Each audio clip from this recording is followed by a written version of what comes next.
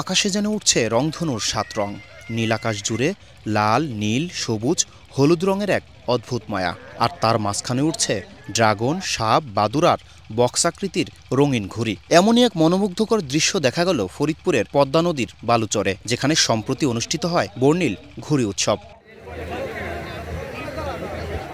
আর এই উৎসবে যোগ দিতে এসেছিলেন নানা বয়সী হাজারো মানুষ। কেউ ঘুড়ি উড়াচ্ছিলেন, কেউ আবার মুগ্ধ হয়ে দেখছিলেন ঘুড়ি উড়ানো। এ সময় এক আনন্দমেলায় রূপ নিয়েছিল ফরিদপুরের পদ্মার চর।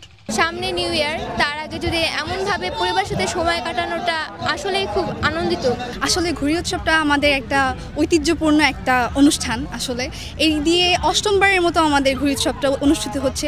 খুবই সুন্দর, এটা আমাদের ফরিদপুরের ঐতিহ্যবাহী একটা বাৎসরিক ঘুড়ি উৎসব।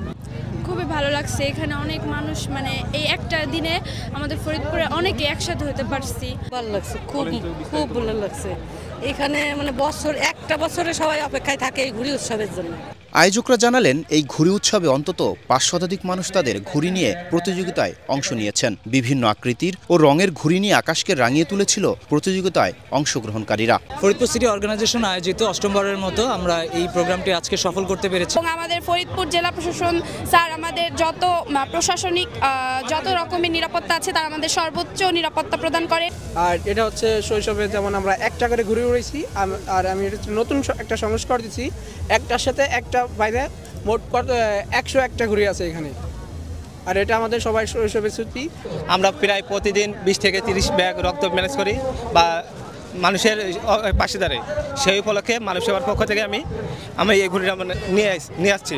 শুক্রবার বিকেলে ধলার মোড় এলাকায় পদ্মার চরে এই উৎসবের উদ্বোধন করেন ফরিদপুরের জেলা প্রশাসক কামরুল হাসান মোল্লা। পরে বিজয়ীদের মাঝে পুরস্কার তুলে দেন উৎসবে আগত অতিথিরা। সকলের উদ্দেশ্যে একটি বার্তা দিতে চাই এবং আমরা অত্যন্ত সুশৃঙ্খলভাবে সুন্দরভাবে এই অনুষ্ঠান উপভোগ করব এবং জীবনের প্রত্যেক ক্ষেত্রে আমরা সুশৃঙ্খল থাকব। সুন্দর একটি অনুষ্ঠান হলো এই ঘুড়ি উৎসব, এবং আমি সারা জীবন এই ঘুড়ি উৎসবের যে আনন্দ এবং যে ওপেন স্পেসে মানুষের যে উচ্ছ্বাস, মানুষের যে আবেগ অনুভূতি, এটা সারা জীবন আমাকে এই ফরিদপুরে টেনে নিয়ে আসবে। অষ্টমবারের মতো পদ্মার চরে আয়োজিত ঘুড়ি উৎসবটি জেলাব্যাপী ছড়িয়ে দিতে চান আয়োজকরা। শফিকুল ইসলাম, জনি, মাই টিভি, ফরিদপুর।